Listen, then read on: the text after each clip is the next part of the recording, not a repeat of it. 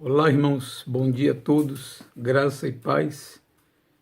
É um prazer novamente estarmos juntos como Escola Bíblica Dominical, transmitida via YouTube para os membros e amigos da Igreja Batista Sião.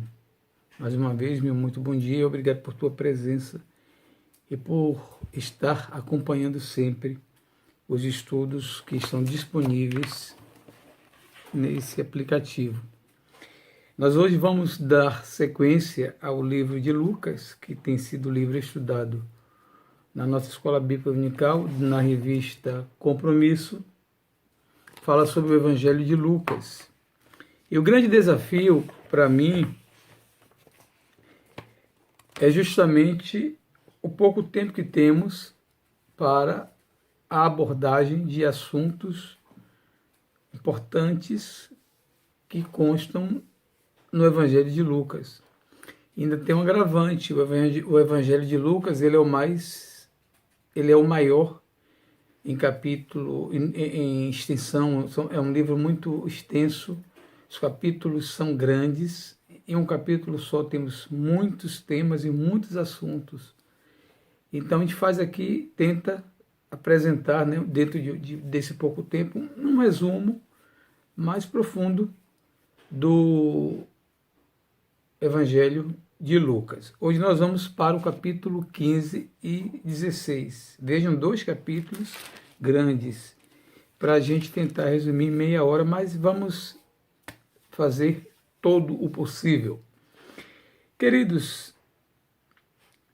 já aprendemos, né, nessa altura do campeonato, que Jesus ele não vem trazer uma religião, não era proposta de Jesus. Não era proposta de Jesus também trazer uma nova filosofia. Jesus não era filósofo, embora a filosofia estivesse em alta. Mas Jesus veio com uma missão maior do que todas essas. Na condição de Deus, em forma de homem, ele vem trazer e implantar o seu reino. Jesus vem para implantar o seu reino. E durante todo o seu ministério ele prega sobre o seu reino, o que consiste o reino de Jesus. Porque o homem conhece o reino do homem. As pessoas conhecem o governo do homem, as suas mais variadas formas de governo, seja monarquia, seja democracia, seja tirania. O homem conhece, nós conhecemos, a história revela como se dá a construção desses governos e todos nós sabemos que esse governo, o homem sempre está subjugado, humilhado, maltratado. E Jesus então ele vem nessa perspectiva de resgatar a imagem do homem.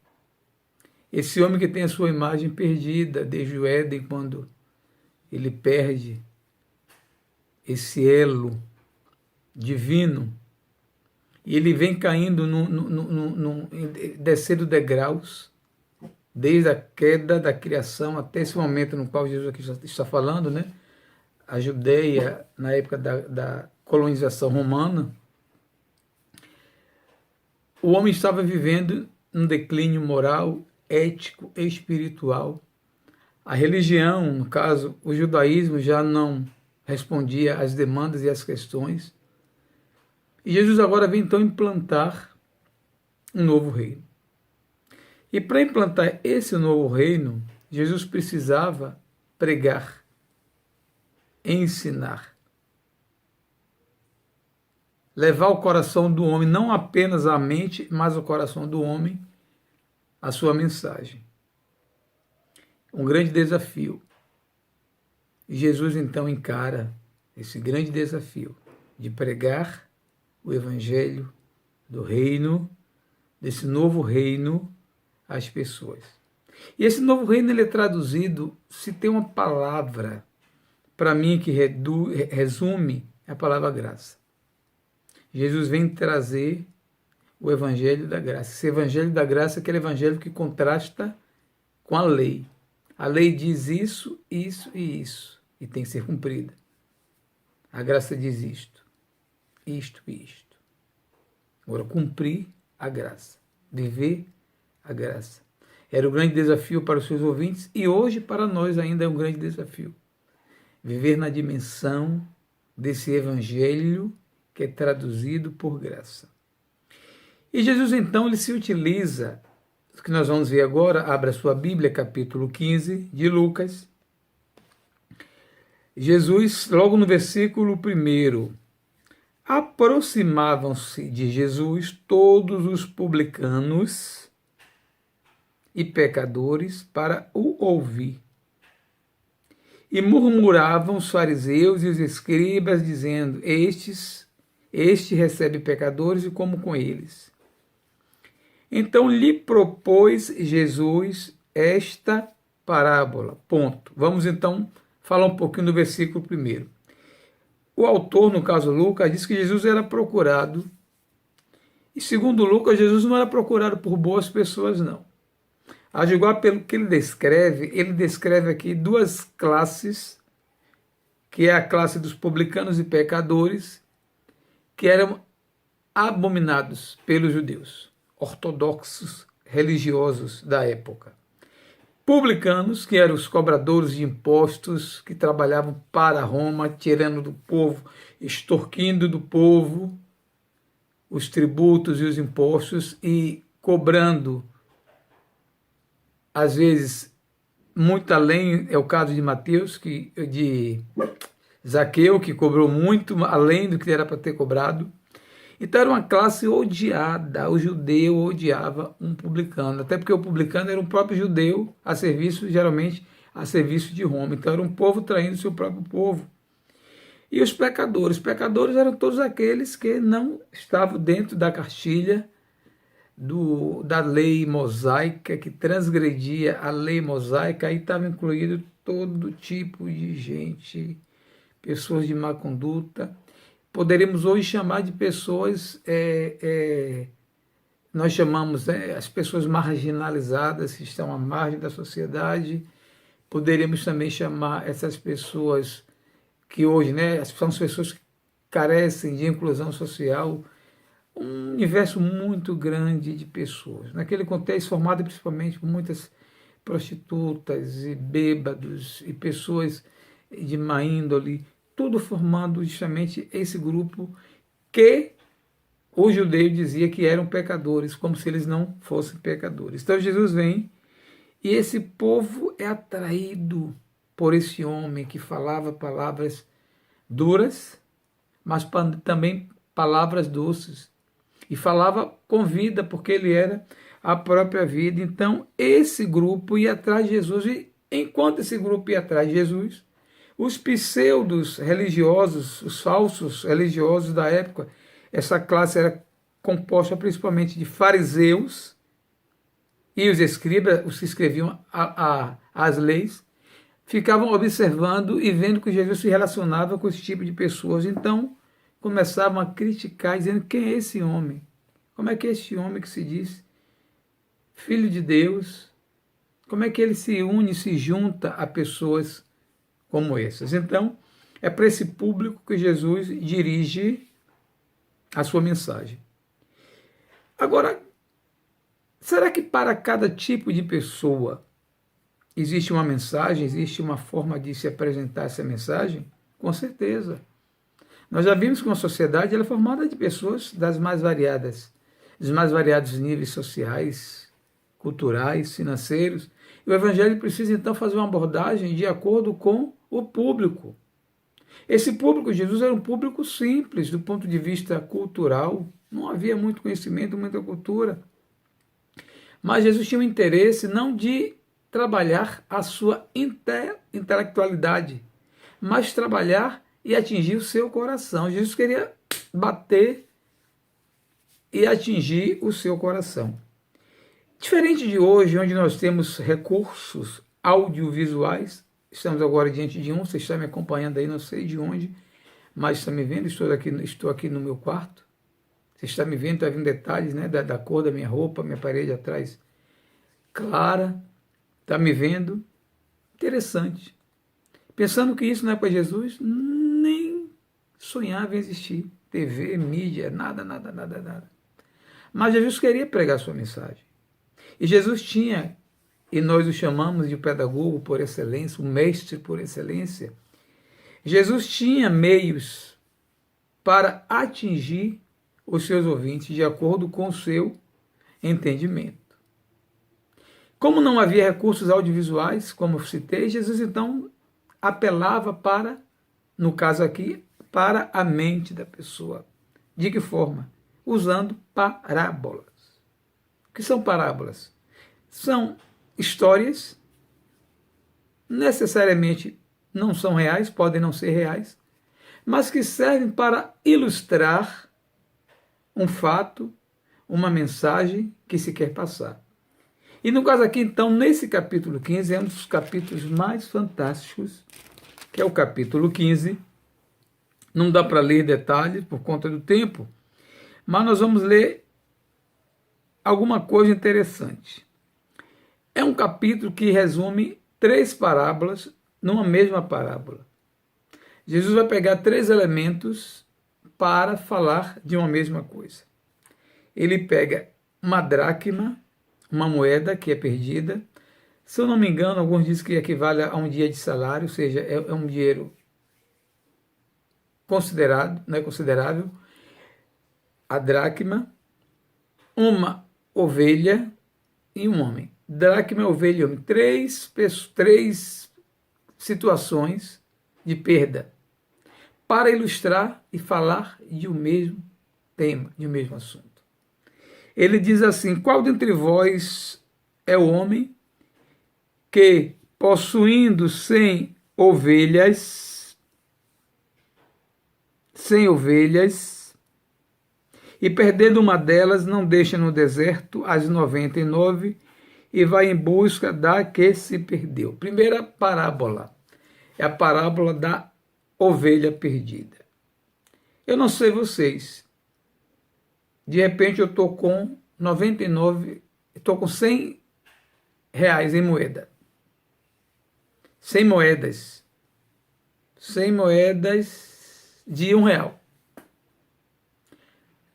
Por algum motivo eu perco essa moeda de R$1. Fico 99. O que é que eu faço? Jesus então fala de um homem que tinha 99, tinha 100 ovelhas. Eu tenho 100 ovelhas, 100 ovelhas. Só que ele tinha o hábito de contar, principalmente quando ia colocar à noite as ovelhas para dormir, ele contava as ovelhas. E ele viu que uma ovelha estava perdida.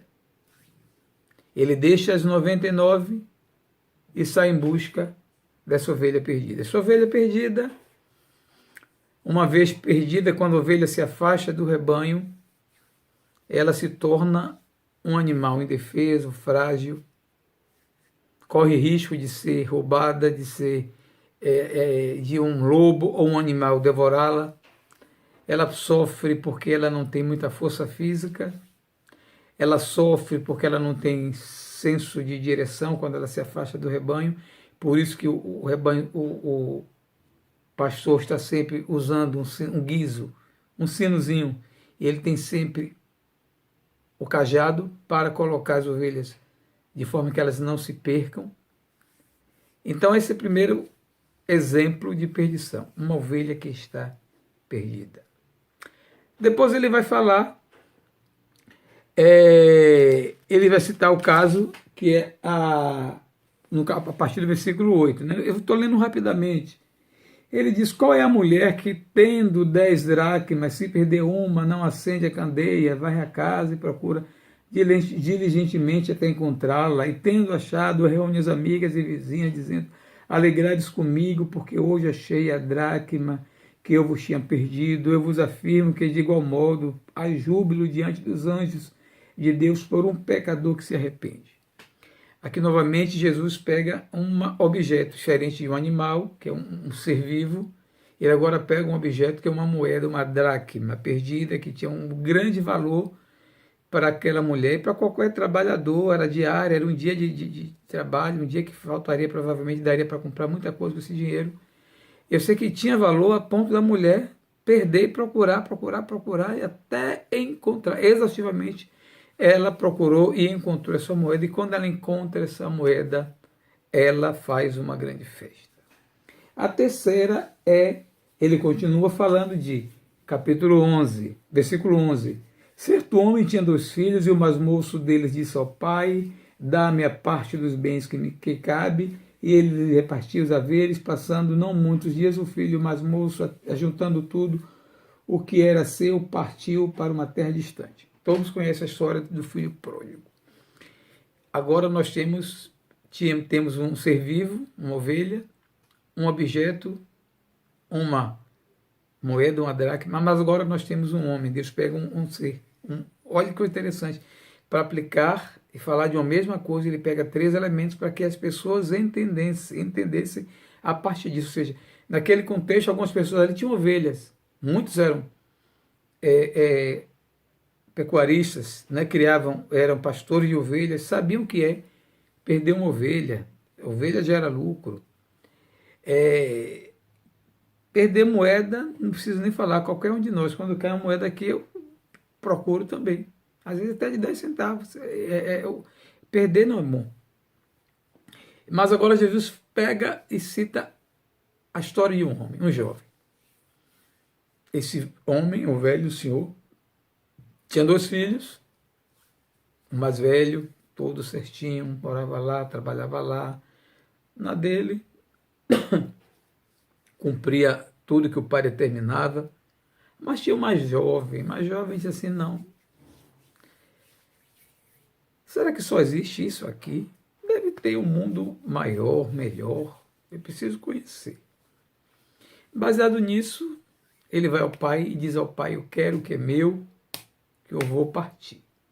Só me dê a minha parte. Um fato curioso é que, segundo os historiadores e os estudiosos, aquele jovem não podia pedir a sua parte ainda, porque o velho ainda estava vivo. Só se divide quando a pessoa morre, que a gente divide, né?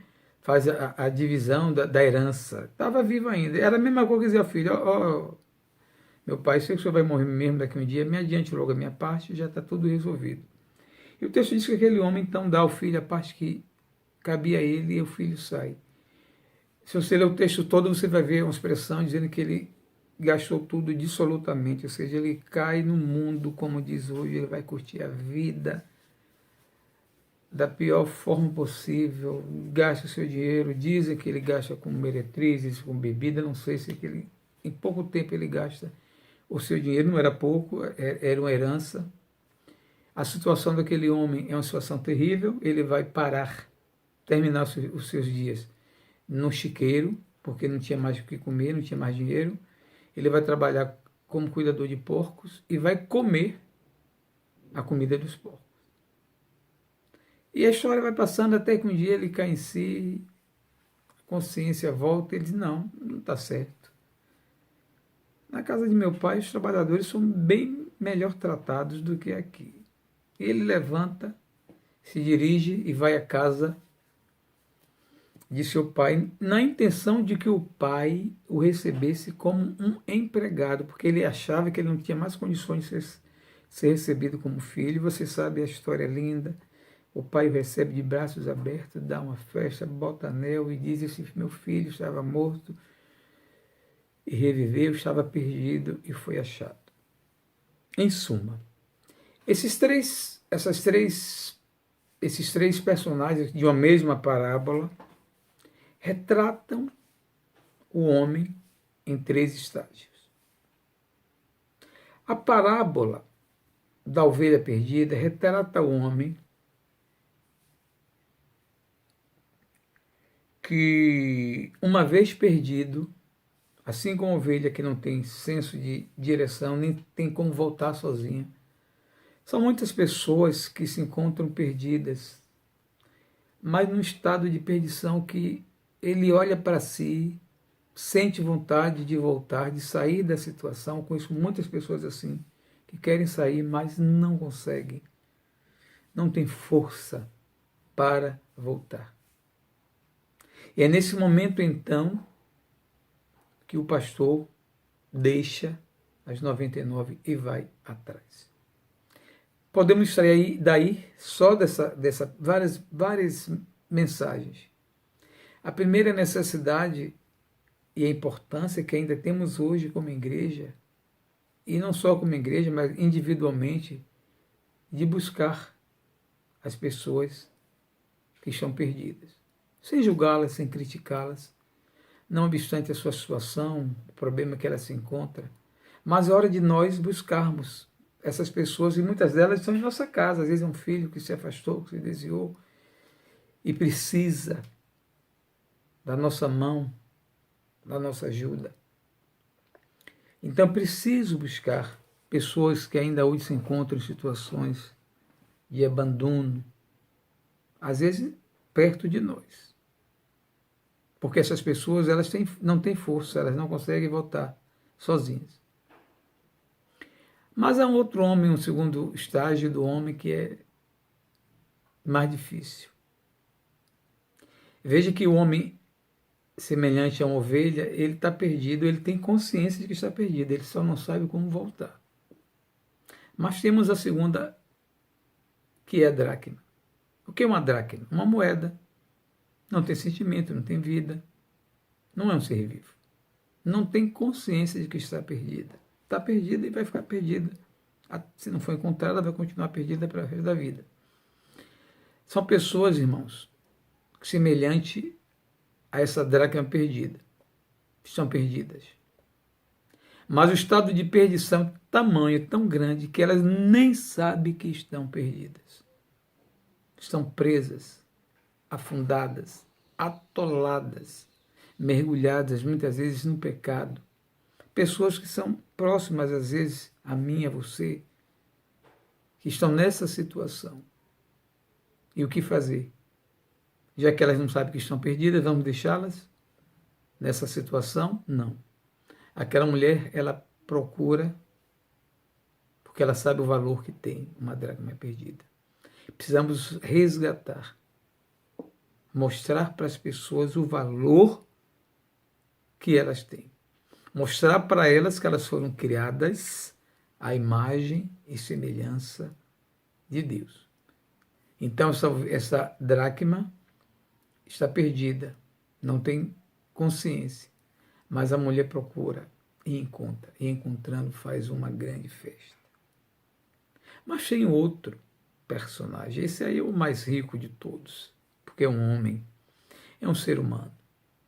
Ele tinha tudo na casa do seu pai, e esse pai representa Deus. Deus é o pai na parábola. Ele tinha tudo na casa do seu pai. Não sei o que você entende por casa do pai. A presença de Deus na nossa vida. A igreja também representa a casa do pai, quando estamos na casa do pai. E quando nós estamos, às vezes, na casa do nosso pai, às vezes nós encontramos tudo pronto, todo conforto, todos os filhos, eu sei o que é isso, praticamente fazem nada, tudo eles recebem, acorda, o café já está na mesa, ao meio-dia não se preocupa com o que vai comer, roupa lavada, nunca vi para botar uma roupa na máquina, a máquina que lava, tudo que existe, né, que um pai proporciona a um filho. Aquele jovem tinha tudo na casa de seu pai. Mas como todo jovem, bateu na cabeça dele que ele queria sair um pouco, viver a vida dele, tomar a rédea, a direção da vida dele. E muitas vezes nós fazemos isso, nós buscamos essa liberdade, essa independência de Deus. E acontece o que aconteceu com aquele jovem. Ele quebra literalmente a cara. Porque o dinheiro que ele tinha, que ele achava que daria para um bom tempo para custear as suas despesas e as farras, o dinheiro vai embora. Logo, cedo o dinheiro vai embora. Quando a coisa aperta, a primeira coisa que pula do barco é o dinheiro. Aquele jovem, então, agora se vê numa situação, depois de ter gasto tudo, ele vai parar literalmente na sarjeta. Fico pensando, se fosse hoje, nos dias atuais, a gente encontraria esse jovem numa Crocolândia. Provavelmente. Dada a situação que ele se encontrava, e dada a situação de muitos outros, muitos jovens hoje, muitas pessoas hoje, que têm cada vez mais deixado, né, a sua casa, a sua família, e vencidas pelas drogas, estão cada vez mais afundadas na lama. Aquele jovem está nessa situação, mas é dele. Diferente da ovelha, diferente da moeda, é dele, parte dele, como alguém que foi criado à imagem e semelhança de Deus, como alguém que tem a capacidade de pensar, de raciocinar, de escolher. Chega um momento que aquele diz, não dá mais, e a situação que eu estou vivendo não dá, é insuportável. E eu tenho um pai, ele lembrou que tinha um pai, irmãos. Precisamos lembrar sempre que nós temos um Pai, esse Pai é Deus, Ele está de braços abertos para nos receber, não obstante a situação que nós nos encontramos, e Ele recobra a consciência de eu vou voltar na casa do meu Pai. E aí, nesse momento, eu achei interessante que é preciso humildade. O reino de Deus é formado de pessoas que se humilham. Não são pessoas humilhadas. Os humilhados serão exaltados, aqueles que se humilham. Era necessário que aquele jovem então se humilhasse. Ele saiu com tanta pompa. O pai dizendo, não vai, eu vou, a vida é minha, quem manda em mim sou eu já tenho 18 anos, só quero que o senhor me dê o dinheiro e tchau. E o pai ficou lá o tempo todo, esperando esse filho voltar. Não vou nem falar do outro filho, aí já é uma outra história. Mas aquele jovem, ele toma consciência de vou voltar. E se meu pai não me quiser como filho, não tem problema. Basta que ele me aceite como empregado, porque lá pelo menos eu vou ter comida boa, porque não tem como mais comer comida do porco. Mas ele não sabia do seu pai, ele não conhecia o seu pai, ele não conhecia o coração do seu pai. Ele não sabia que seu pai estava o tempo todo esperando, mas o pai não vai buscar, o pai deixa que ele volte. Que coisa interessante.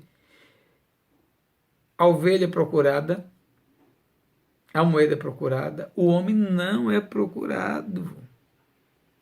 Por quê? Porque Deus disse, ele sabe, ele me conhece, e ele sabe quem sou eu. Naquele momento, deu um exemplo de que precisamos procurar a Deus. Deus está sempre de braços abertos. A graça é justamente isso, braços abertos. Então ele volta, humilde, reconhece diante do Pai, Senhor, meu Pai, pequei, errei feio contra o Senhor e contra os céus. Eu não sou digno de ser chamado filho. Ele reconheceu que ele era um ser indigno. E o pai disse, que bom, meu filho, que você voltou. E manda os empregados fazerem festa, pondo anel, dando roupa nova, dando banho, cortou o cabelo daquele jovem, fez a barba, deu banho, mandou ele comer bastante.